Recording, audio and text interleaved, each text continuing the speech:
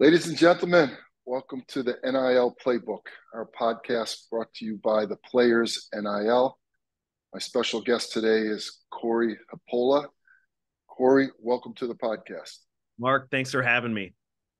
Well, Corey, you're the VP of Communication at Brookshire Corp, and we're going to get to that. I want to hear what you're working on now. But in looking at your resume and reading all of the information that you sent to me, you're a sportscaster personality, you're a businessman, you produced a documentary, you're an Emmy award-winning TV personality, a husband, a dad.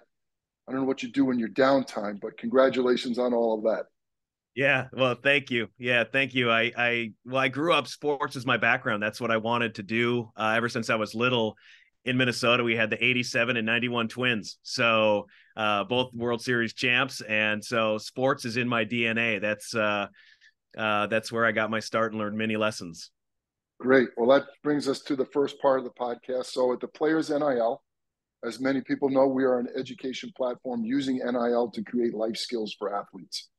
And we want to give some good advice and listen to your advice around communications, media, and all those types of things. But let's learn a little bit more about Corey in the beginning here. So you just mentioned the Minnesota Twins. I remember those teams. Kirby Puckett, I think, was the catcher, right? And who was the first baseman? Kent Hrbek. Hrbek, yeah. I remember Best those World guys. Series. Best World Series ever. 91. It went 7 games. In game 7 was Jack Morris went 10 innings and they won 1-0 in the bottom of the 10th, a walk-off. There you go. You're an encyclopedia. So that brings me to the question, though. Tell me about your exposure to sports and how it influenced you. You just mentioned that there's been a lot of life lessons that you've learned along the way, but what's your relationship with sports? Yeah, I think, and I'm glad you asked that, Mark, because for me, the turning point in my life was based around sports. I was always into all sports, right? Like football, basketball, baseball, everything. But it was 8th grade. I was not necessarily the best athlete ever, but I was competent, right? Like, and I was into sports. 8th grade basketball. I'm from a small town, and we had like 30 kids go out for basketball, which is way too many. And at the end of the year, we had a travel basketball team, and I didn't make the top 12. And that was devastating at that age. I felt like I should have, of course. I was like, well, the coaches got it wrong. I was upset. I was blaming everybody else. And I went home to my parents and I told them how wrong the coaches were. And I said, they got it wrong. I'm this, I'm good. I'm better than that. And this kid shouldn't have made it and all that. And the best lesson that I ever learned happened that day. Instead of enabling that behavior and that attitude, my parents said, you need to take responsibility. Now, you don't have to do basketball. But if you're going to do basketball, this is a turning point for you. You can either continue down this path and have this attitude, or you can go to your coaches and ask and say, what can I do to improve? Why didn't I make the team? Is there a strategy that I can and process that I can create so that I can be a player on this team because I want to play for you? And that was the most it's not what I wanted to hear at that point in 8th grade, but it's what I needed to hear.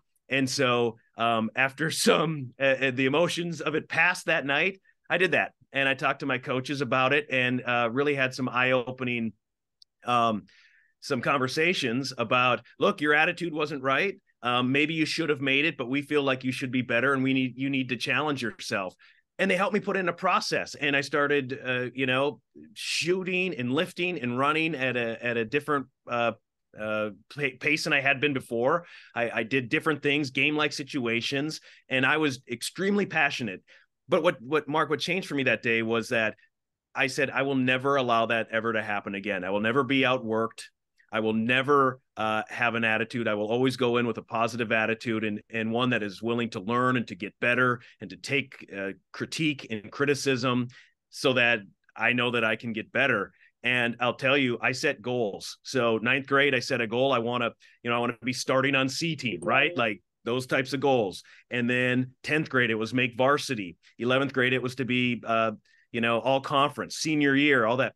And I never quite made him. I would get close. 9th grade close, 10th grade close, 11th grade close, and I never quite made him. But my senior year, I after it was all over, we had a great season. Our team had a great season, and I was named the region most valuable player. And it was directly because of that conversation in 8th grade. That was a wake-up call for me. And that is the life lesson that I've instilled in my entire life and everything that I've chosen to do. That's a great story. You know, principle number one of our company is how do you use athletics to better your life? And no greater example than that, you know. So you graduate, you got this nice award in your back pocket. As soon as you leave high school, no one cares anymore, probably. But internally, it changed you. This experience, this sacrifice, sense of failure, sense of success. You go to college, Concordia College. What did you study, and how did you use that experience to maybe create even more opportunities for you professionally? Yeah, thanks for asking. I was gonna play basketball there too. But also I knew exactly what I wanted to do at a very early age. I told my parents at 8 years old, I was going to be a TV anchor in Minneapolis. Like I knew. And so in high school, we had a great program. I went to college with that in mind, a place where I could study broadcast journalism, be in a market where they had television stations so that I could get an internship and then also play basketball. But as I got there, I recognized I really need to focus in on the broadcast journalism career. And I did. I got involved at college at Concordia College, Yale, the Midwest, right away. And then got an internship at the CBS station in Fargo. And but it was those sports life lessons. I was 21 years old. I was a junior in college, going full-time to college. And then working full time at a TV station. I interned. They ended up hiring me back. And what happened is the company was being sold. And here I'm naive, 21 years old. I'm getting promoted along the way because other people were sensing the danger that was coming, that, you know, there's going to be some layoffs.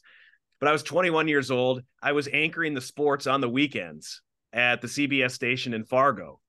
And dream come true, right? My home market, people here at home could watch, and I would come home to my little town in Perham, Otter Tail County. It's about an hour east of Fargo. People would be like, whoa, I watched you on the news. This is crazy. Like just 3 years outside of being in high school. So I attacked that profession the same way I did with basketball. What happened though was I was still in college. The company was sold. They downsized. And so me and a bunch of others were laid off. And so I finished up college without a job. And that's where the real challenge came in, because now I had a degree, but I had no job. And I was looking and looking and looking. And it took me 150 rejections to get that next opportunity. But again, I knew that if I kept going and I kept learning from those failures, and there's a lot of them, right? And I think a lot of times younger people too, I don't really want people to know or share my failure. I think that's an important part of my story. So I enjoy sharing it, that over the course of my career, you mentioned off the top that my accomplishments, like, you know, that's the high level stuff that everyone puts on their LinkedIn, but I've had 350 rejections in TV. I've been laid off 3 times. I was told in Minneapolis, mind you, Mark, before I got to Minneapolis, right? My dream, working in Minneapolis, my home, I was told by 2 different stations. I said, look, because I was laid off. I didn't have a job. I said, I will fly myself there. If you just give me 5 minutes to speak with me, 5 minutes to audition, I'll do whatever. Like, I want to work here. And they said, don't bother. You're not strong enough to work in this market.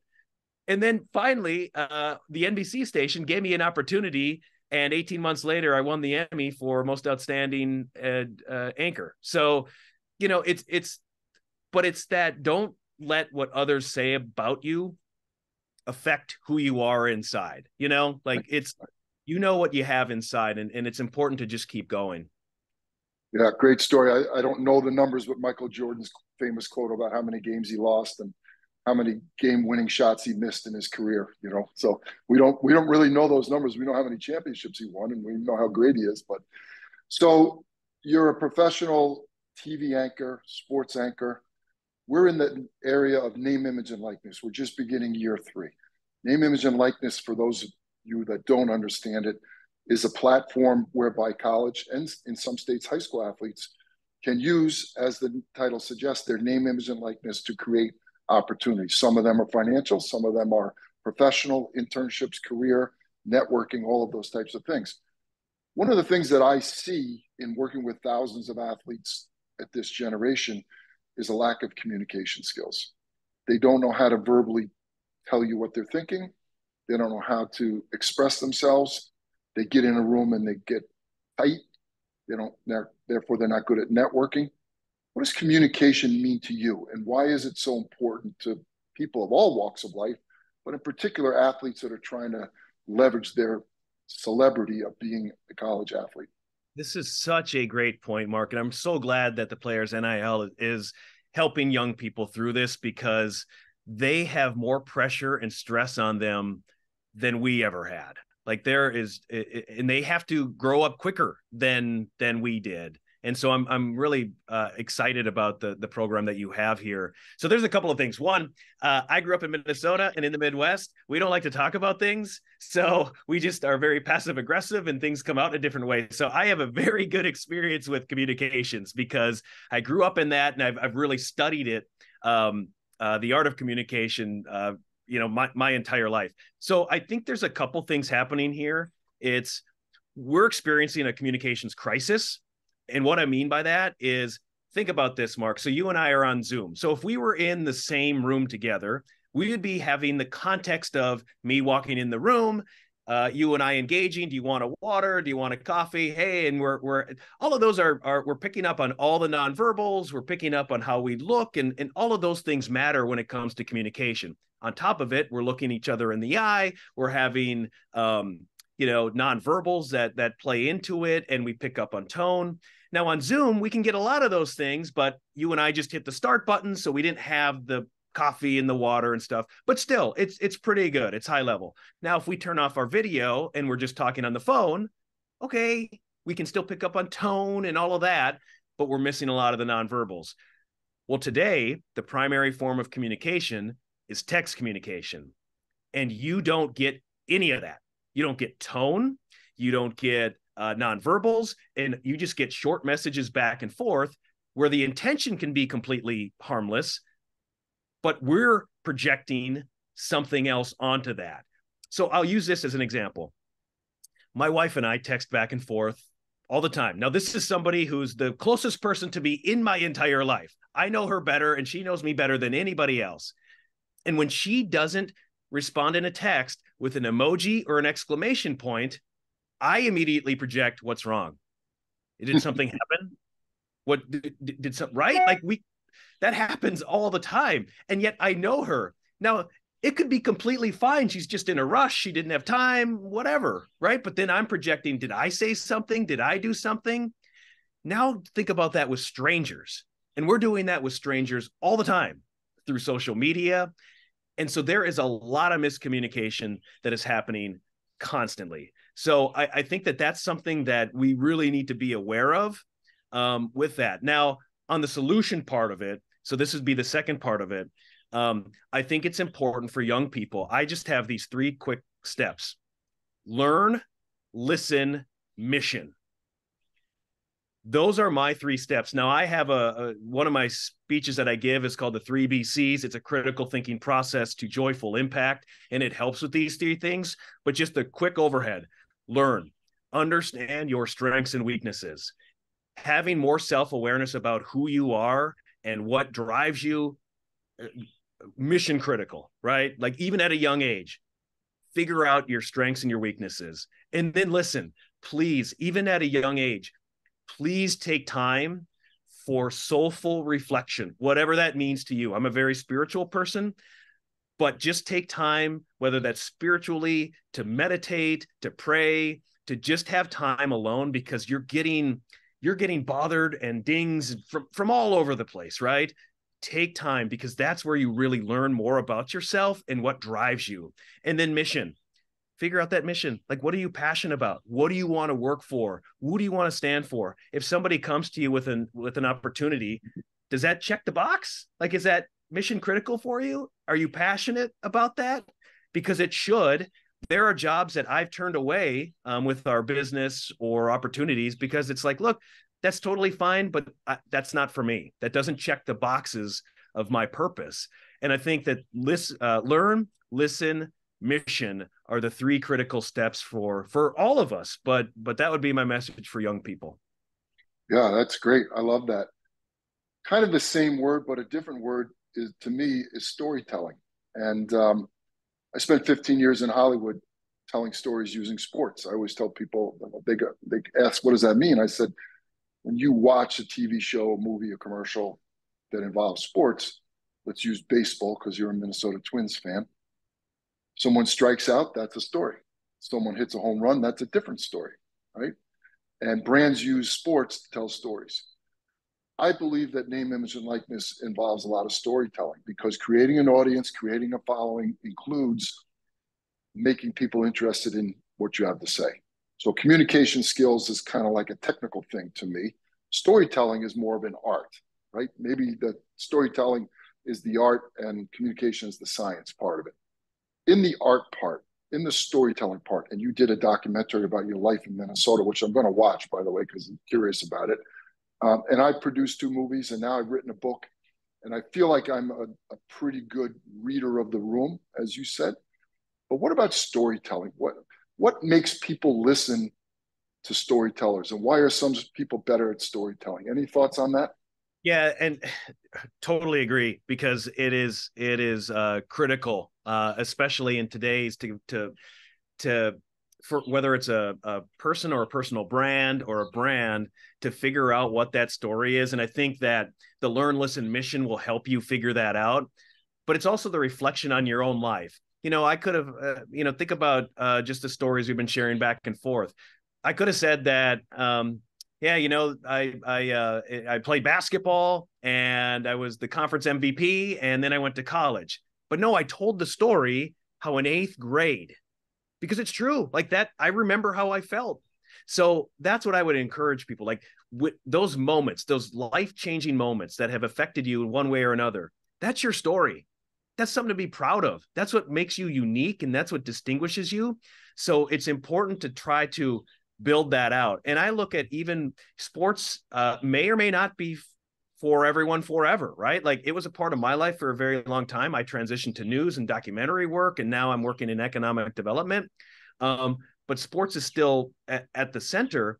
But as you go out there in the world and trying to lift yourself off the resume page or the LinkedIn page when AI is going to just try to check every box, but then you meet with a real human and they ask you, okay, well, tell us a little bit about that. You can't just read what's on your LinkedIn page or on your resume. They already know that. Tell a story. Tell a story about why you're prepared and why you're the perfect person for that position. Wow, great advice. I love it. You mentioned briefly your current role as VP of Communication at Brookshire Corp. Tell me what that's all about. What are you working on today? It's mission critical. And that's where some people didn't understand. I had a career in media that was, going up, right? It's exactly what I wanted to do forever. But in 2017, Mark, I tell you, this was, I was anchoring a show at KARE 11, the NBC station here in Minneapolis. And I just got this, and it had been there for a while, bubbling up. But I got this feeling of this whisper. There's more. Like there's something else I'm supposed to be doing with my communication skills. Now that was very scary because it's the only thing I ever wanted to do. But I encourage people to listen to that whisper whenever it comes, because there's going to come with risk. But that's where the learn, listen, and mission comes in, because it can help you. That process can help you through that. I ended up connecting with somebody, a local community leader. He was a CEO, but more than that, was somebody who everyone said that is a leader, right? Like he inspires and empowers others. He is a community advocate. He's on this board and doing that good work. And I blindly reached out to this man and just said, can I just, it's in my heart. I don't know, maybe this is foolish, but I would love to learn from you. If you could spare 15, 20 minutes, I would love to pick your brain on leadership and balancing work, life, and service. Those are 3 things that's important to me. I think at this point I was turning 36. So it's like, this is the next chapter and I don't know what to do. And he responded to me and has become an A1 mentor and friend for me and really helped me through that process. And that's where I was able to kind of go through this process, create this process, and then figure out my mission, which led me to my documentary, Rural by Choice. And that was all based on purpose, Mark. It was, I want to unite rural and urban America. That's my mission. That's my goal. And a part of that is breaking down the popular misconceptions and negative stereotypes that may exist with either of those lifestyles. And so through that, we created the documentary series, Rural by Choice. That was 2019. And from there, I launched a third-party campaign for governor of Minnesota, based on that ideal that the two political parties are really not serving people anymore. They're serving the political parties. And it was like, we're about people. And we want to unite urban and rural America. And it's a very difficult landscape. And that was what I would call a false start. But I learned and I grew, and I made a ton of connections. And I recognized the mission is right. It's right. And I can do it. That vehicle was wrong. Right. And that may happen for people. You may go down a path and say like, oh, you know what? My mission is right, but that's not the right avenue. And so I transitioned, and I was able to connect with the Brookshire Company, which we're into economic development. So we are uplifting our communities over right now a 7-state region, and we're growing. So all that means is we do everything from working on initiatives with housing and childcare and climate, and we do commercial real estate. So all of those things are which are really central to me, because this company is very mission driven. Wow, awesome. So, sometimes you just have a hunch, and we had never met before this recording. But I kind of felt like this was going to be a great podcast, and it has been, because you use athletics to better your life. The lessons you've learned in athletics now you're using to better the lives of the people around you. And I want to say congratulations. And I'm sure that I speak for many people, and I say thank you for all of the work that you're doing. And thank you for the words of wisdom and the guidance for young athletes. I hope that they take this to heart. And, communication and storytelling, a big part of life, right? Yeah. Whether it's texting with your wife, whether it's trying to get, a job at Brookshire Corp, whether it's trying to convince some politicians about some project that you're working on. So last chance to plug your movie, your documentary, your company, your LinkedIn page. What would you like to plug? I just want to leave people with this one last thought, Mark, is for a long time, I lived under the "I'll be happy when" motto. Well, when I get this, or when I make this much money, or when I achieve this, then I'll be happy. But I recognized along my journey, and I hope this is helpful for others, that there's a difference between happiness and joy. Happiness is an emotion. It's fleeting. Like, you can have a good cup of coffee or a glass of wine or a good burger. That makes you happy, right? Somebody gives you a compliment. That makes you happy. Those are good things, but it's fleeting. Joy. There is joy. And I think the 3 BCs, that speech that I give, is about joyful impact. It's about knowing that the process and the journey is actually where the joy is. And you can't control every outcome. And we end up worrying about, well, is this going to happen or that? This helps take the worry out of things, knowing that, look, I'm doing everything I can on a day-to-day basis, and goodness is going to come my way. And because I'm planting those seeds. So I hope people recognize that the "I'll be happy when" is not true joy. It's not true happiness, and it's a never-ending cycle. And so, if people want to follow along, my LinkedIn and Twitter and Instagram, Facebook, all at Corey Hepola, CORYHEPOLA. You can follow along. If there are any companies out there that want to partner up because they are mission critical, find us at the Brookshire Company, because we're building out strategic partnerships all the time. And we're not just limited to the upper Midwest. We're working all over the country. Great. Corey, you've been a great guest. I appreciate everything that you contributed today. I wish you nothing but luck and success and joy going forward. Maybe a little happiness in there from time to time, make the day go smoother. But thank you for being our guest today. Yeah, thank you so much, Mark.